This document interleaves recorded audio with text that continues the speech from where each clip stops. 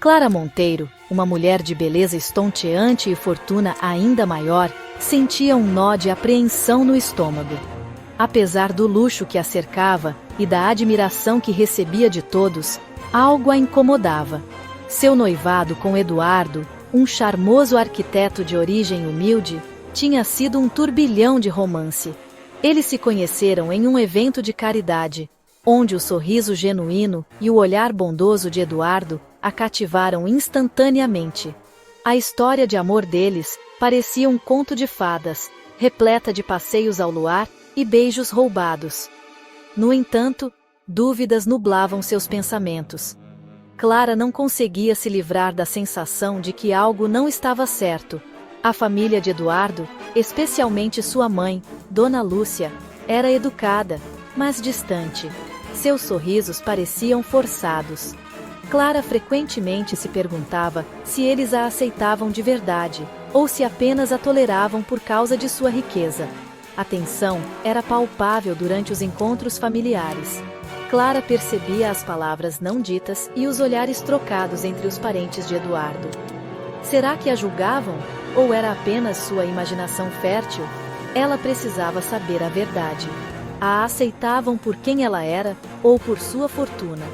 A mente de Clara fervilhava de possibilidades, cada uma mais perturbadora que a outra. Um plano audacioso começou a se formar na mente de Clara. Ela se tornaria Maria, uma humilde empregada doméstica, em busca de trabalho na mansão de Dona Lúcia. Assim, poderia observar a verdadeira natureza deles, sem a influência de sua riqueza. Ela vestiria o disfarce de empregada, misturando-se aos bastidores da casa. Disfarçada, poderia observar e ouvir, descobrindo os verdadeiros sentimentos da família em relação a ela.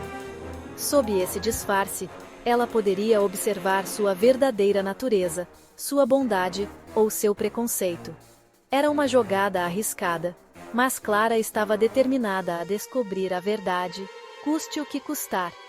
A sorte estava lançada, e Clara, disfarçada de Maria, preparou-se para enfrentar o desconhecido. Respirando fundo, ela assumiu seu novo papel, pronta para desvendar os segredos que se escondiam na família de Eduardo.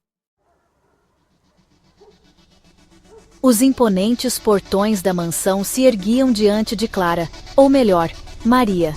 Ela respirou fundo, preparando-se para o papel que teria que desempenhar. A opulência da mansão era sufocante, uma lembrança gritante da vida que havia deixado para trás. Cada passo que dava ecoava com o peso de sua nova identidade. A calorosa recepção de Eduardo havia desaparecido. A mansão, antes um lugar de alegria e risos, agora parecia fria e inóspita. Clara, agora Maria, sentia a frieza no ar, uma premonição dos desafios que a aguardavam. Dona Lúcia, com uma expressão indiferente, observava Maria com um olhar crítico. Seus olhos pareciam atravessar o disfarce de Clara, procurando por qualquer falha, qualquer sinal de fraqueza. Clara se manteve firme, recusando-se a deixar o escrutínio da mulher mais velha quebrar sua determinação. Você vai começar pela limpeza. As palavras foram curtas e grossas, sem espaço para discussão. Clara assentiu, aceitando suas novas tarefas sem reclamar. A vida como Maria era um contraste gritante com a existência luxuosa de Clara. Os dias de lazer e conforto foram substituídos por tarefas intermináveis e trabalho braçal. Cada tarefa era uma lembrança dos sacrifícios que havia feito. Cada dia era uma ladainha de tarefas sem fim. Do amanhecer ao anoitecer, Clara trabalhava incansavelmente, com as mãos em carne viva e o corpo dolorido. As mãos antes macias e cuidadas, agora estavam calejadas e desgastadas. Dona Lúcia encontrava defeitos em tudo, suas palavras afiadas doíam como tapas.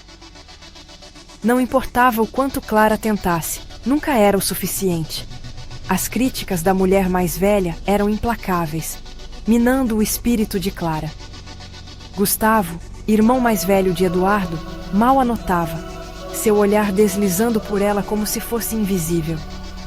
Sua indiferença era um lembrete constante de seu novo status na casa.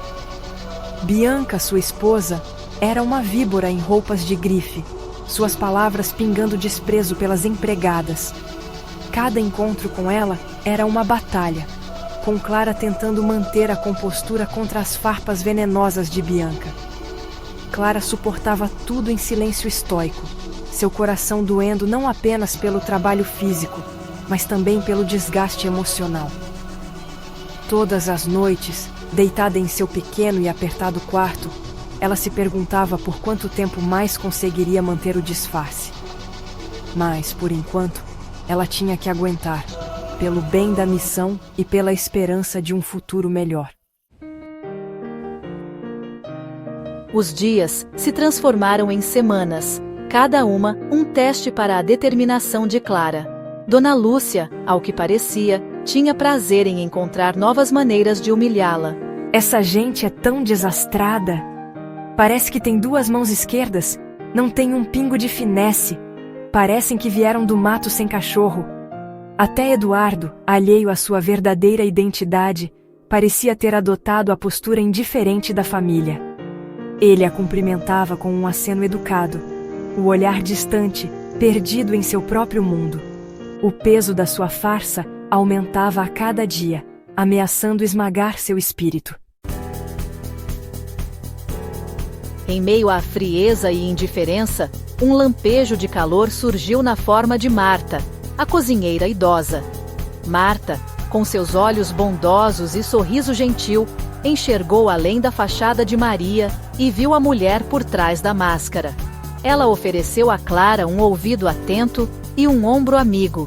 Sua presença, um farol de luz na escuridão.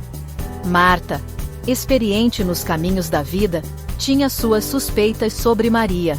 Você se porta de um jeito diferente, minha querida. Você tem mãos de moça fina, não de empregada. Clara, tocada por sua gentileza, confiou nela, compartilhando o peso de seu segredo. Juntas, elas orquestrariam uma revelação que abalaria as estruturas da casa e exporia a verdade escondida sob camadas de disfarce.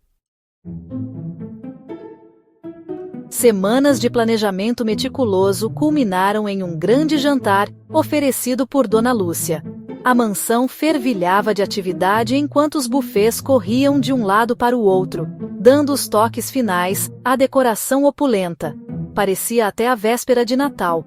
Clara, vestida com seu uniforme de empregada, movia-se pela multidão como um fantasma, o coração batendo forte contra as costelas. A hora da verdade havia chegado.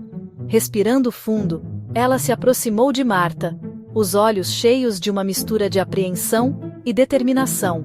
Chegou a hora. Marta, com o rosto marcado pela preocupação, mas os olhos brilhando com resolução, assentiu. Vá, minha querida.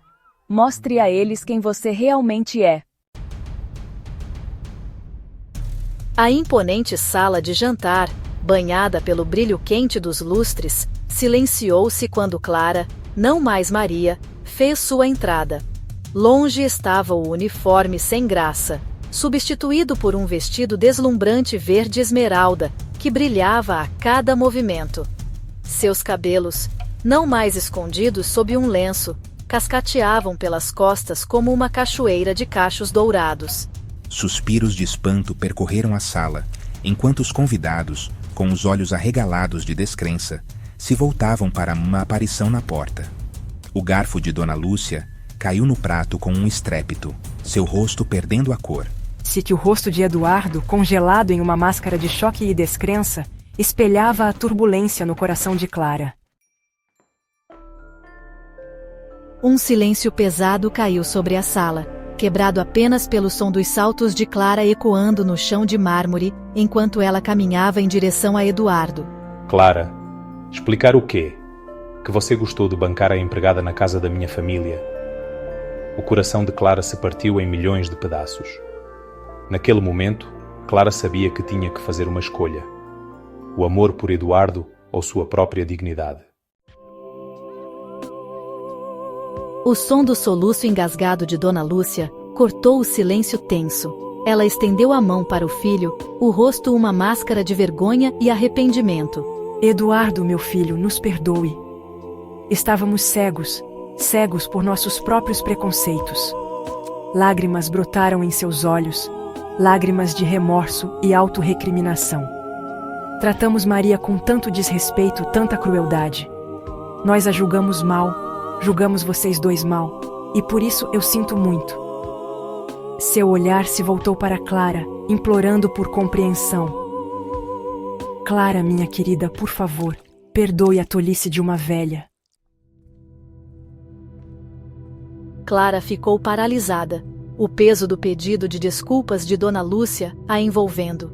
Era como se o tempo tivesse parado, e o mundo ao seu redor desaparecesse ao fundo. As palavras pairavam no ar, pesadas e carregadas com anos de dor e arrependimento não ditos. A mente de Clara corria, memórias de mágoas passadas e momentos de alegria passavam diante de seus olhos. Ela nunca esperou este momento, esta admissão crua e vulnerável da mulher que já foi fonte de tanta angústia. Ela viu o remorso genuíno nos olhos da mulher mais velha, a vergonha que marcava linhas em seu rosto. A voz de Dona Lúcia tremia enquanto falava, cada palavra um testemunho do fardo que carregava. Clara podia ver os anos de arrependimento, o sofrimento silencioso que havia cobrado seu preço. Foi um momento de profunda realização para ambas as mulheres, uma ponte entre o passado e um possível futuro. Ela viu Eduardo, sua raiva substituída por um profundo e agonizante arrependimento. Seus olhos, antes cheios de orgulho e teimosia, agora refletiam um homem que havia sido humilhado por seus próprios erros. Clara podia sentir a sinceridade em seu olhar, o pedido silencioso de perdão. Era um lado de Eduardo que ela raramente via, uma vulnerabilidade que fazia seu coração doer. Ele estendeu a mão para ela, seu toque hesitante, inseguro. O calor de sua mão era um contraste gritante com a frieza que havia se instalado entre eles ao longo dos anos. Clara sentiu uma pontada de esperança, um pequeno, mas significativo sinal de que talvez, apenas talvez, eles pudessem encontrar o caminho de volta um para o outro. O silêncio entre eles estava cheio de palavras não ditas, uma conexão frágil, que precisava ser nutrida. Clara, eu estava cego pelas minhas próprias inseguranças, meu medo de não ser suficiente para você. A voz de Eduardo estava embargada de emoção, cada palavra uma confissão de seus medos mais profundos. Ele sempre lutou com sua própria autoestima, e isso havia criado uma barreira entre eles. Clara ouviu, seu coração pesado com o peso de suas palavras. Eu permiti que o preconceito da minha família envenenasse meu próprio coração. A admissão de Eduardo era uma verdade dolorosa, que havia causado tanto sofrimento. Clara se lembrou das inúmeras discussões, das palavras duras que haviam sido trocadas. Era uma ferida que havia supurado por muito tempo, e agora, neste momento de honestidade, havia uma chance de cura. Eu te machuquei, te humilhei, e por isso, eu sinto muito. O pedido de desculpas de Eduardo foi sincero, sua voz se quebrando com o peso de seu remorso. Clara podia ver a dor em seus olhos, o arrependimento que o assombrava. Era um momento de vulnerabilidade, uma chance de redenção. Clara olhou de Eduardo para sua mãe. Seu coração um campo de batalha de emoções conflitantes. Ela sentiu a força de seu amor por Eduardo, as lembranças de seus tempos mais felizes, mas também a dor da traição e da mágoa. Era uma mistura tumultuada de emoções, uma tempestade que graçava dentro dela. Será que ela poderia perdoá-los, esquecer a humilhação que havia sofrido? A pergunta ecoava em sua mente, uma lembrança constante da dor que havia sofrido. O perdão não era um caminho fácil, mas era um que oferecia a possibilidade de cura e reconciliação. Clara sabia que a decisão que tomasse agora moldaria o futuro deles. A resposta, Clara percebeu, não estava no passado, mas nas escolhas que faziam agora, na disposição de confrontar seus próprios preconceitos e abraçar o poder do perdão. Era uma jornada que exigia coragem, compreensão e um compromisso com a mudança. Ao olhar nos olhos de Eduardo, Clara sentiu um vislumbre de esperança. Talvez, juntos, eles pudessem construir um futuro livre das sombras do passado.